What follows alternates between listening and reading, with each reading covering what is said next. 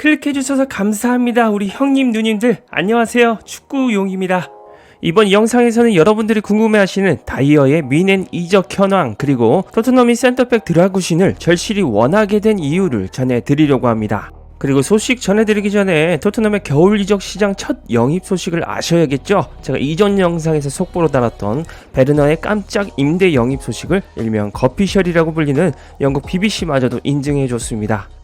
BBC에 따르면 토트넘이 시즌이 끝나면 영구 계약을 맺는 옵션과 함께 라이프치히에서 임대로 티모 베르너를 영입하는 데 동의했다. 27세의 공격수는 메디컬 테스트를 위해 런던으로 올 것이며 토트넘은 남은 시즌 동안 그의 급여를 충당할 것이라고 밝혔습니다. 또한 라이프치히의 마르크 로즈 감독은 이후 베르너가 런던 북부로 이적할 것이 임박했음을 확인해줬습니다. 티모가 임대를 가고 싶어하며 그는 유럽 선수권 대회에 출전하고 싶어한다. 우리는 그를 위해 최선을 다하고 있다고 말했죠.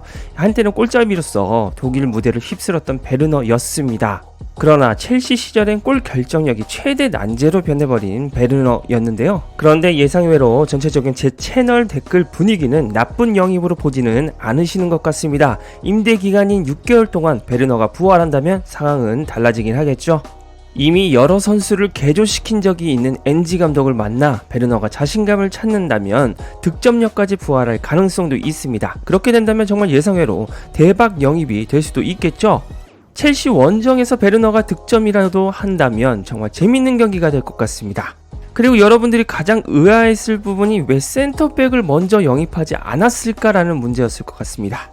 일단 베르너의 조속한 영입은 이번 FA컵에서 손흥민 공백으로 인한 처참한 공격력에 있다고 봐야 합니다. 따라서 골칫덩이 에릭 다이어의 이적 현황이 확정되는 대로 바로 센터백 영입에 집중한다는 게 토트넘의 입장인데요. 최근 다이어의 미넨 이적설이 축구팬들 사이에서 뜨거운 화제로 타올랐습니다. 이에 대해서 매우 궁금하신 분들이 많으셔서 관련 소식을 전해드리겠습니다. 일단은 왜라는 생각밖에 들지 않으실 겁니다. 레바 민이라고 불리는 세계 3대 명문 클럽인 바이에른 뮌헨에서 수비 구멍 다이어를 영입할 생각을 왜 했는지 말이죠. 여기에 대해서 풋볼 인사이더는 해리 케인 때문에 뮌헨이 다이어를 데려간다는 주장을 했습니다. 그들은 케인이 투에가 보드진에게 다이어 영입을 적극적으로 추천했다고 말했는데요. 그리고 케인이 다이어와 뮌헨 이적을 같이 논의했다고 전했죠. 저도 이게 사실인지는 모르겠지만 이해가 가는 부분은 있습니다. 케인은 축구 다음으로 골프를 좋아할 만큼 골프 광입니다. 마치 토트넘 선배인 가레스 베일을 아주 똑 닮은 부분이죠. 그리고 케인은 다이어를 골프 친구로서 굉장히 좋아한다는 사실입니다. 이미 이건 잉글랜드 사람이나 토트넘 팬들이라면 널리 알려져 있는 사실입니다. 또한 이전부터 독일 생활에 적응하면서 영어로 소통할 수 있는 잉글랜드 친구가 필요하다는 루머가 돌기도 했습니다. 영국 런던에서 오래 살았던 케인이 혼자 독일 생활에 적적할 수 있다는 의견이 많았기 때문입니다. 그렇기에 과연 투엘 감독이 다이어 영입에 대해서 어떤 입장을 밝힐지 굉장히 궁금했는데요. 때마침 투엘 감독이 다이어를 언급한 소식이 떴습니다. 로마노 기자의 소식에 따르면 투엘 감독이 다이어에 대한 질문에 이렇게 대답했다고 전했습니다. 이 스포팅 디렉터한테 벌써 물어보셨냐? 나한테는 아무런 언급이 없었을 건데 라고 말이죠. 현재 400만 유로라는 구체적인 이적료까지 돌고 있는데 사실상 이 영입 과정은 구단에서 진행 중인 것은 아닌가 싶습니다. 현재 현지 팬들도 바이에른 뮌헨은 감독의 동의 없이 다이어와 계약했네라고 농담을 던지고 있을 정도입니다. 이 정도면 케인의 뮌헨 계약 조건에 애착 인형 영입 조건이 있었는지 의심이 드네요. 토트넘은 베르너를 영입한 후 드라구신의 영입에 사활을 걸고 있습니다. 그런데 이게 다이어의 공백으로 생기는 센터백 숫자 때문만은 아닌데요. 현재 또 토트넘의 부상 악재가 터졌기 때문입니다. 토트넘은 공식 홈페이지를 통해 엔지 감독은 데이비스가 1대0으로 승리한 번니와의 FA컵 3라운드에서 햄스트링 부상을 당했다고 알렸다라고 발표했습니다. 진짜 몇몇 구독자님 말씀대로 토트넘은 하드워커들만 뛰어야 하는 팀이 된지도 모르겠습니다. 엔지 감독은 데이비스의 부상에 대해서 이렇게 이야기했습니다. 불행하게도 데이비스는 다친 것 같다. 지난 몇 주 동안 데이비스와 에메르송 로얄은 우리에게 큰 힘이 되었기에 또 다른 타격이다 라고 안타까워했죠. 그동안 로메로와 반대변이 나오지 못한 기간에 벤 데이비스가 토트넘에서 그들의 공백을 잘 메워줬었습니다. 그러나 데이비스까지 부상이 길어진다면 당연히 토트넘에게는 좋지 않은 소식인데요. 다행히도 반더벤이 이번 버니와의 FA컵 교체 명단에 이름을 올리면서 복귀했다는 사실은 다행입니다. 그런데 공백 기간이 있었기에 바로 정상 컨디션으로 회복할지는 지켜봐야겠죠. 따라서 드라구신의 영입이 너무나 절실해졌습니다. 애초에 링크된 토디보는 맨유가 개입하면서 몸값이 너무 올라 토트넘이 포기했죠. 그렇다면 드라구신의 특징은 무엇일까요? 드라구신은 191cm의 장신으로 센터백에서 주로 뛰는 선수입니다. 그런데 좌우 풀백도 소화 가능하기에 엔지 감독이 활용하기에 좋은 선수입니다. 뛰어난 피지컬을 활용해 최전방 공격수와의 볼 경합을 자주 시도하는 선수입니다.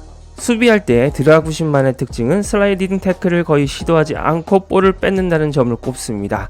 반다이크처럼 영리하게 경합을 시도하여 태클을 하지 않아도 손쉽게 볼을 막아내고 빼앗는 지능형 수비수죠. 그리고 드라구신의 최대 강점은 바로 공중볼 경합입니다. 2022-23 시즌에만 리그에서 4골을 세트피스로 넣었을 만큼 뛰어난 헤더 능력을 보유했습니다. 또한 제노아에서는 드라구신의 초장거리 스로인이 세트피스 같은 무기로 활용될 정도로 특이한 스킬도 보유했습니다. 그런데 가장 중요한 것은 드라구신이 NG 축구에 완벽히 부합하는 센터백인가 하는 부분입니다. 일단 패스 능력은 준수한 편입니다. 롱패스 전개력에 있어서는 아쉬운 모습을 보이지만 안정적인 숏패스 혹은 원터치 패스를 즐겨하는 편입니다. 공을 지켜내는 능력과 탈압박도 괜찮게 가지고 있죠. 그런데 로메로와 같이 플레이 성향 자체가 저돌적이라서 불안한 부분이 있다는 게 단점으로 지적받기도 합니다. 그리고 이 선수가 간혹 느리다고 평가하시는 분들이 있는데 그렇다면 애시당초 NG가 관심도 안 가졌을 겁니다. 거구의 수비수라 속도와 민첩성이 느릴 것이라는 편견이 있는데요. 실제로 거구임에도 33.56km라는 최고 속도를 가져 뒷공간 커버에도 능한 선수입니다. 반더벤만큼은 빠르지 않지만 꽤나 속도에 자신이 있는 센터백입니다. 그렇게 NG 감독처럼 라인을 많이 올리는 공격 축구에 딱 어울리는 센터백인 것이죠. 그러나 21세로 역시나 반더벤처럼 나이가 어리고 경험이 부족하여 패스 미스라든지 실수가 종종 나올 때도 있다는 점이 있다고 합니다. 현재 로마노 기자에 따르면 드라구신의 진행 상태는 이렇습니다. 딜은 잘 진전되고 있으며 아직 완료는 아니지만 진행 중이라고 합니다. 토트넘과 제노아 사이에는 지속적인 접촉이 있고 로마노가 알기에는 구단 간 대화가 매우 긍정적이라고 하는데요. 이미 드라구신은 토트넘의 제안에 예스라고 말했고 포스테코글루도 영입을 승인한 상태라고 합니다. 제노아는 처음에 토트넘에 제시한 이적료는 3,500만 유로였습니다. 현재 약 3천만 유로로 가격을 내려 협상 중인데 토트넘은 공식 오퍼는 아니고 구두 오퍼로 2,300만 유로를 제출한 적이 있습니다.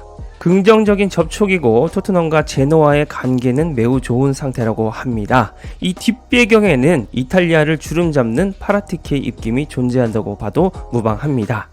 제노아가 1년 전에 79억의 드라구신을 영입했기에 430억에 판매한다면 엄청난 차익을 거둘 것으로 보입니다. 그런데 여기에서 갑자기 김민재의 이전 소속팀인 나폴리가 뒤늦게 하이제킹에 나섰습니다. 나폴리가 2천만 유로에 웨스티고르와 자니올리까지 내주는 거래를 제안했다고 하는데요. 하지만 현금만 좋아하는 제노아가 거절했습니다. 딱 이 에피소드만 봐도 관건은 레비 회장이 현금 3천만 유로를 즉각적으로 낼 수 있느냐에 따라 달려있을 것 같습니다. 저는 드라구신 영입이 빨리 확정되고 또 한 명의 센터백이 더 필요하다고 보고 있습니다.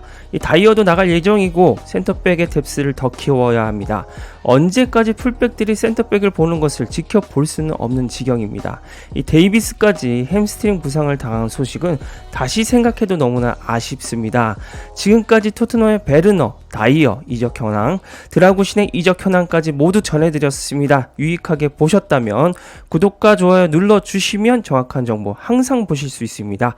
댓글로 많은 의견 남겨주시고요. 이상 축구용이었습니다.